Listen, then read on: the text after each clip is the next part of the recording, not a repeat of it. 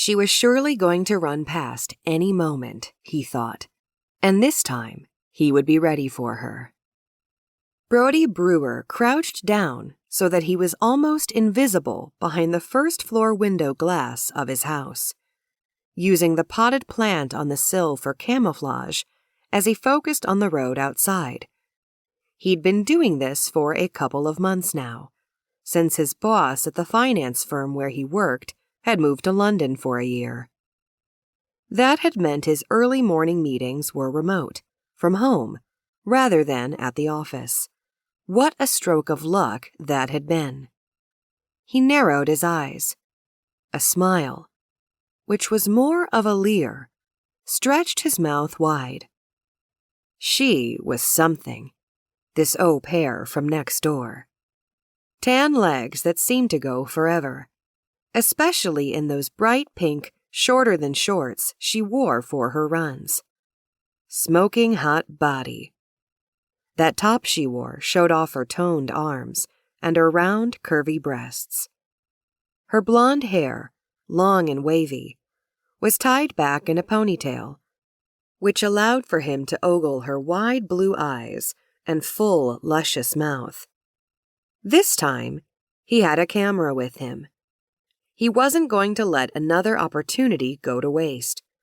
After all, seeing her once a day was one thing, but filming her would give him the chance to see her as many times as he liked. He could zoom in, watch close.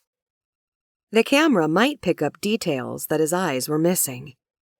It had taken him a while to get around to this idea. Filming, after all, was another step forward from just watching. But after some serious thought, he decided it was, in fact, better. He licked his lips at the thought, knowing that since he was probably twice her age, looking closely was not something he could do in public. It wouldn't be met with approval. But there was no harm in looking at footage, right? Especially since she clearly wanted the attention. Otherwise, why would she wear such a skimpy outfit? And therefore, there was no harm in filming, within the privacy of his home. Nobody need ever know. He waited, keeping low, looking out for the first sign of her arrival, which would be the front door opening in the 3-story mansion across the road. "Come to me, baby," he whispered, waiting to see that door open. It was like clockwork, the way it swung wide at exactly 6 a.m. But something was wrong. He checked his watch. It was after 6 already. 10 minutes past, in fact. She was late. Was it wrong of him to feel a flash of resentment toward her, that she was letting him down this way? It was very inconsiderate of her.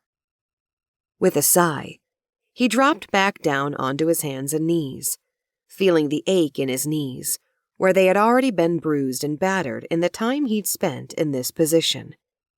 He had been so sure that she would run past his house at precisely 6 o'clock that morning. He couldn't have been more right. So why was she late now? He wanted to see her. He wanted to see her so badly it hurt. "Come on, beautiful. Please come to me. I want to see you again." His words were tinged with desperation. He glanced at the upstairs window of the mansion opposite, the one that he thought was hers. He was pretty sure, anyway. The curtains were usually closed until 7 a.m., and he guessed that was because she was showering after her run, getting changed and ready for her working day, that she was prowling around the bedroom, naked. Naked. But now, as he looked up at that window, he saw to his surprise that the curtains were open. That was very unusual. But it presented him with an opportunity, and his heart sped up at the thought as he turned away from the first-floor window and climbed up the stairs to his higher-level observation point, which was from one of the bedrooms.